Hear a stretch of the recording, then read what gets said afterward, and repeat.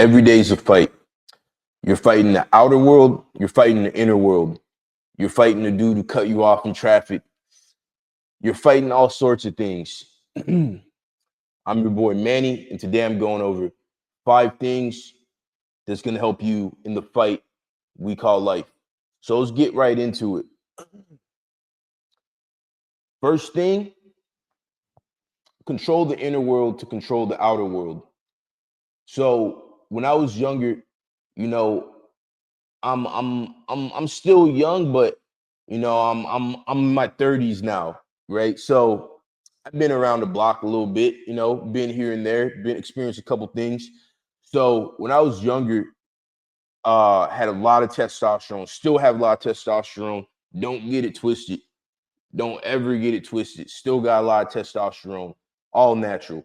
But when I was younger, people would say something crazy to me and I wouldn't know how to control my emotions. So I would just get into a fight with them or I would blow up on them, maybe, or I would bottle things up and allow my inner world to become chaotic. And that would express itself in the outer world, me creating chaos in the outer world. So controlling the inner world to control the outer world.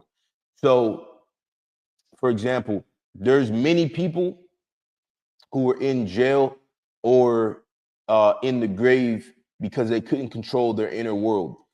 So, for example, recently there was a video that went viral. It was a guy, he actually pewed a guy because at like a gas station or something because he complimented his girl's tattoos. Now, this dude generally liked the girl's tattoos. He was like aspiring tattoo artist, and he was like, it was really cool tattoos. This dude crashed out, got into it with the guy. He couldn't control his inner world. He was so emotional that he ended up like shooting the dude or pewing the dude, and serving a life sentence because of that. So now someone is gonna be complimenting his girl's tattoos. You get no brownie points for doing that. You're a goofball. He couldn't control his inner world.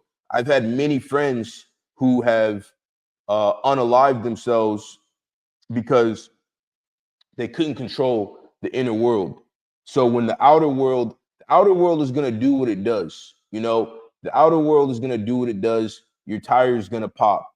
You're gonna get hit with something random. Someone's gonna try to break into your car or damage your car.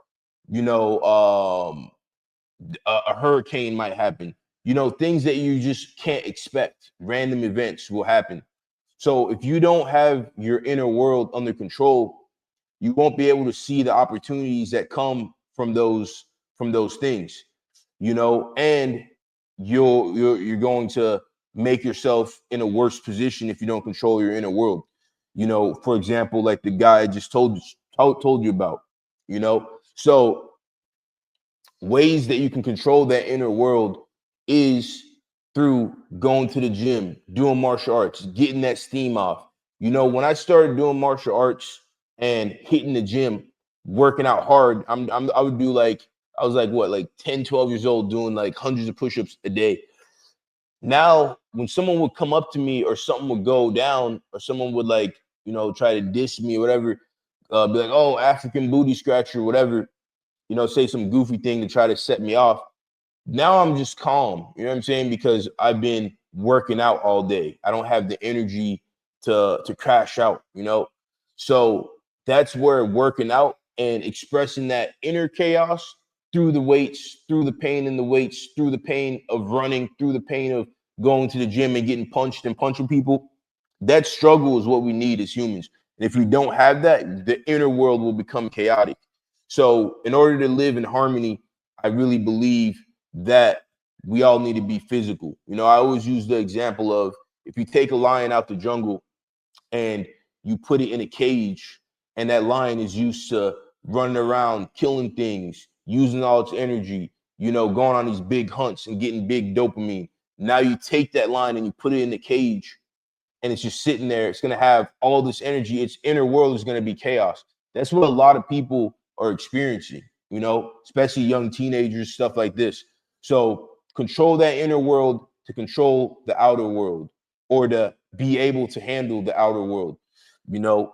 And there's many ways you can do that, through the going to the gym, hitting the bag, meditating, you know, stuff like that, going on a long run, going on a real hard long run, David Goggins style, you know, killing those demons, you know, expressing those demons through the pain of working out.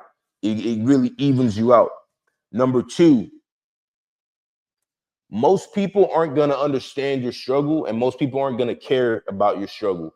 You know what I'm saying? Matter of fact, most people are gonna want to see you fall on your face and lose. You know what I'm saying? Especially if you're doing anything like anything worthwhile, if you're doing anything better than them, you know. So it's like in the fight game, right?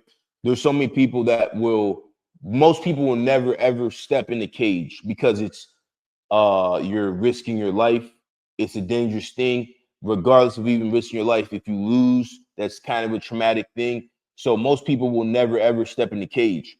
But if you go in MMA, it's super toxic. So many people are gonna be talking trash, right? So understanding that most people want to see you fail, so it doesn't make them feel less adequate. Now you can go through your life and not really care what people think or whatever. You know what I'm saying? So, for example, there'd be times where I would potentially change my behavior because of people that I don't really rock with or really talk to or really even care about that much. I was like worried about them judging me, right? But the problem with that is we have one life, and you have, let's say, for example, let's say in high school, right? You got 4 years in high school. Now, if you're so worried about what your peers think, maybe your goal is to, for example, I didn't wrestle because I thought it was like fruity. You know what I'm saying? I'm like putting on a little singlet and wrestling dudes and stuff like that. So I actually told one of my buddies, I was like, nah, that wrestling stuff is trash. It's goofy, it's fruity. I'm not doing that. And then we actually fought. We actually threw the hands. We put these things up, threw some hands. He took me down, slammed me down, suplexed me, and I realized I didn't know how to wrestle. And I'm like, dang, this is what it is.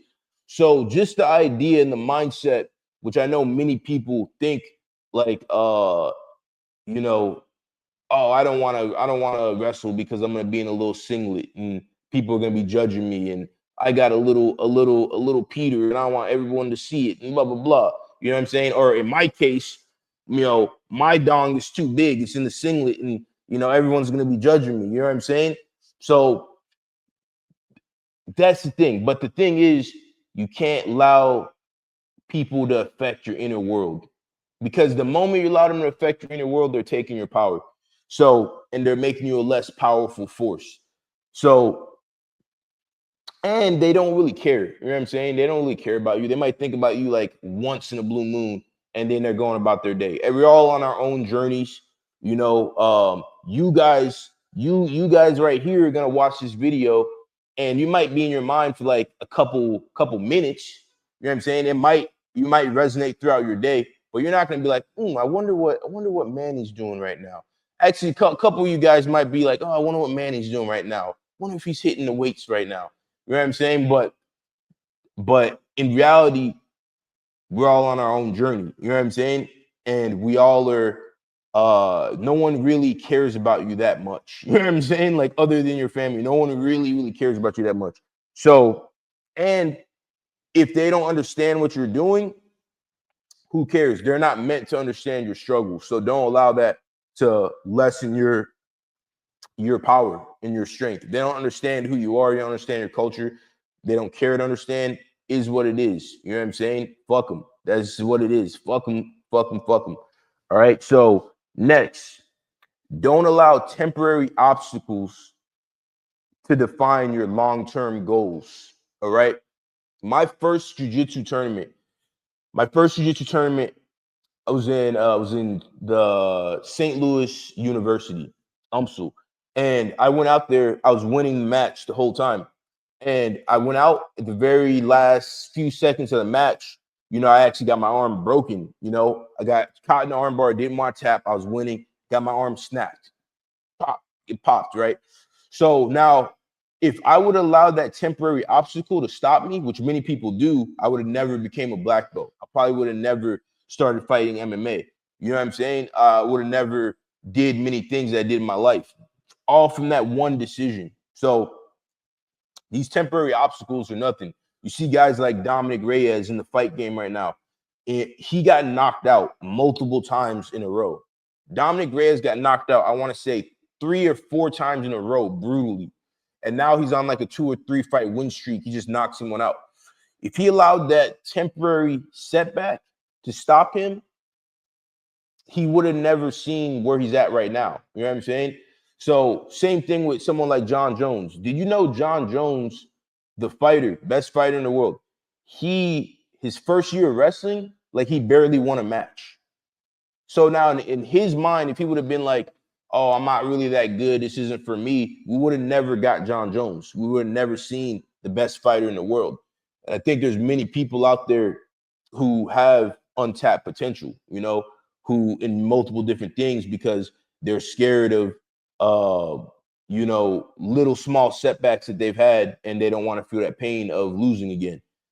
That's why I love my fight career, because I've had wins, I've had losses, and the whole comeback is always fun. You know what I'm saying? Going to the gym, not knowing if it's gonna work.